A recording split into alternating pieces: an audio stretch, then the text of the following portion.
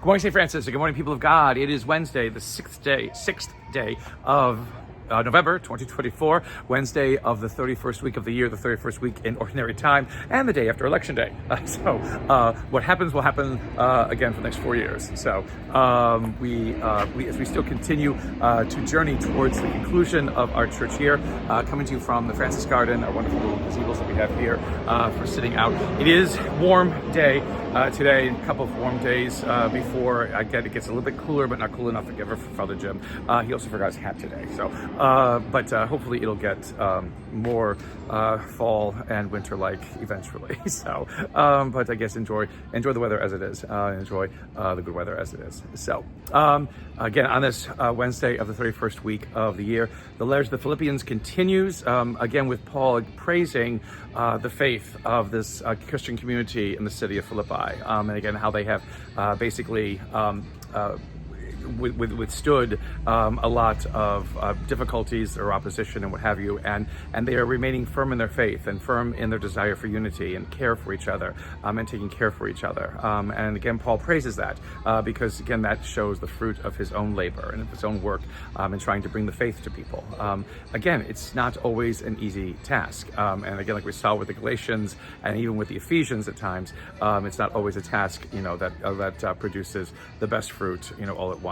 But with the people of Philippi in Greece, there seems to have been something that worked and that clicked almost immediately. And so what Paul begins to use, is sort of like the church in Philippi as a model for what can happen in other communities, again, around the Eastern Mediterranean Sea, as Paul keeps going from town to town.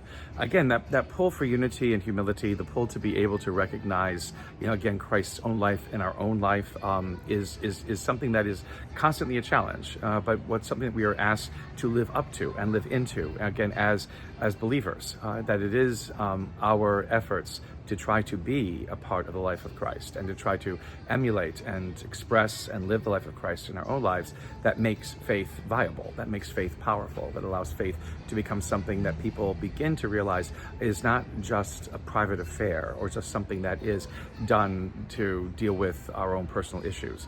It is something that has the possibility of transforming the face of the earth. And Paul, again, praises the Church of Philippi for being able to evidence that, again, in many ways, and again, how it was living. That kind of effort to live the faith is sort of the focus in today's gospel, in Luke, in which Jesus basically continues, what it means to be a part of his life and one of his followers. And he moves into the very extreme, exaggerations about hating one's mother and father, brother and sister, whatever, mother-in-law, father-in-law, whatever it is, to be his follower, is that you have to do those kinds of things. You cannot be my follower. And then he goes into a parable about a person who's going to build a house or a general with an army facing another army, that if you're not prepared for any of this, it's not going to work. These kinds of things like that. And then it kind of just ends with getting rid of all your possessions. So that last part is kind of something that's kind of added to it. But it's the other parts of it about hating family members and then about being prepared, for what it is that you're about to undertake, whether it's building a house or leading an assault, a military assault on an enemy or whatever it is. What is he getting at? Well, again, it's the seriousness of faith. Again, he uses exaggerated terms to some extent because, again, he's not preaching hatred.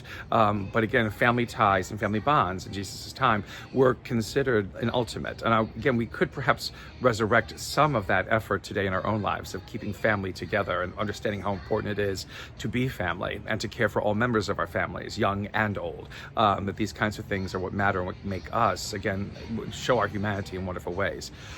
But the thing is that we can't let that stand in the way, of embracing this faith. And our single-minded purpose as believers is to continue to believe and to continue to give evidence of the power of faith in our own lives. And sometimes if it is family or if it is anything else that might stand in the way of that, we kind of have to make a decision. Again, either we move forward in faith or else we don't. That there's a seriousness that's attached to it. It isn't just a Sunday obligation. It isn't just something that we turn to when things get tough or when we've reached those boundary situations in which we need a God, to help us. It is something that is meant to shape our lives constantly and at all times. And that is a tall order. That is something that many people don't realize. Faith becomes a thing that we keep in our pocket or something we put on a box on a shelf.